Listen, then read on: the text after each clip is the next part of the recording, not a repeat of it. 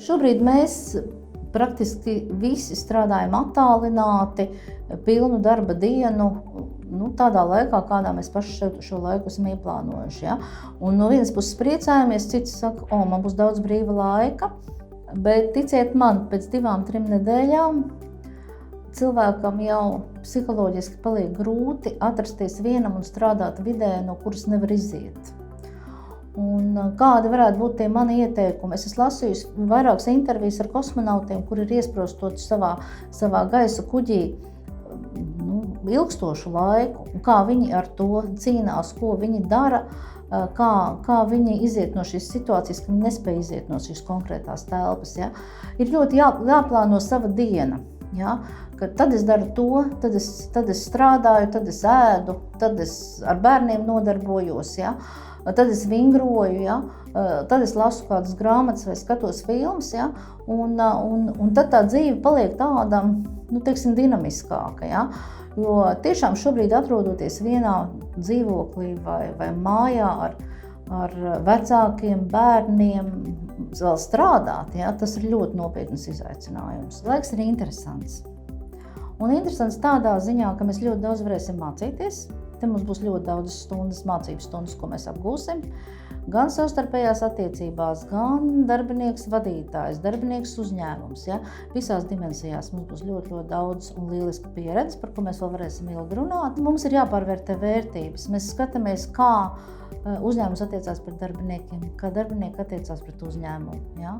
Mums ir ļoti daudzas lietas jāpārskata, mums ir jāpārskata sava dzīve, savs darba ritms, dzīves ritms, un tiešām tāda attieksme pret citiem, pret sabiedrību un pret saviem tuvākajiem cilvēkiem. Vērtības ir tās lietas, kas mūs vieno pēc kā mēs dzīvojam, pēc kā mēs veidojam visu šo uzņēmumu tādu, tā klimatu, iekšējo kultūru, sadarbības modeļus, un tas tiešām ir svarīgi. Tas ir tāds mūsu spēles noteikumi, kā mēs sadarbojamies. Protams, ka šobrīd daudzas vērtības mēs nevaram iedzīvināt tiešā veidā, bet tas nenozīmē, ka šīs vērtības nav svarīgas, un tas nenozīmē, ka šīs vērtības uzņēmums neuzskata par vērtībām. Ja? Piemēram, uzņēmumā vērtība ir uzticēšanās, tad to šobrīd ļoti labi var pārbaudīt. Ja, ja uzņēmuma vērtība ir sadarbība, tad mazliet ir jāpārskata, kā to var darīt tiešā veidā, bet kā ar šo vērtību var strādāt arī attālināti. Ja?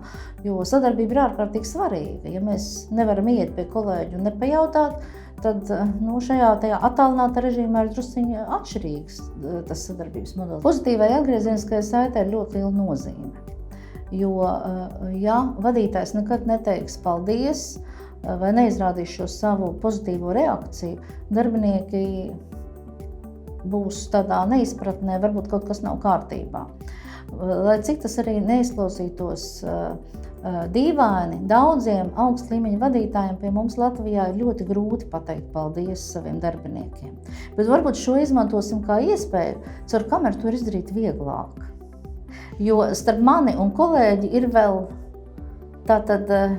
šie divi ekrāni, viņam un man. Varbūt iemācamies caur ekrāniem vispirms pateikt paldies. Bija forši, ka mēs atkal redzējāmies un bija labi, ka mēs varējām pastrādāt, apspriest un turpinam darboties. Ja? Lai pēc tam to paldies ir pateikt vieglāk tiešā veidā. Pozitīvai atgriezeniskajai saitei ļoti liela nozīme tieši, lai darbinieks saprastu, vai viņš dara pareizi, vai viņš kaut ko nedara pareizi. Un kā es ieteiktu, izmantot šo hamburgeru principu atgriezeniskās saites sniegšanā. Ja mēs zinām, kas ir hamburgers, ka tur ir tās maizītes divas, pa vidu tur ir salātiņš, tomātiņš, gaļiņa, un tad sākt ar labo. Ja? Tu to izdarīji ļoti labi, šo uzdevumu tu saprati un viss bija ļoti labi. Tad pa vidu teikt, zini, bet šajā jautājumā es tev tomēr mazliet vēlos iebilst, vai es gribētu, lai tu izdari savādāk, un nobeigt atkal ar to labo, ka es noteikti zinu, ka tev tas izdosies un tu varēsi. Ja? Sākt ar labo, tad mazliet iedot to tādu varbūt aizrādījumu vai kritiku un beigt atkal ar labo. Cilvēkam ir jājūt gan kritika, gan pozitīvās lietas, ja?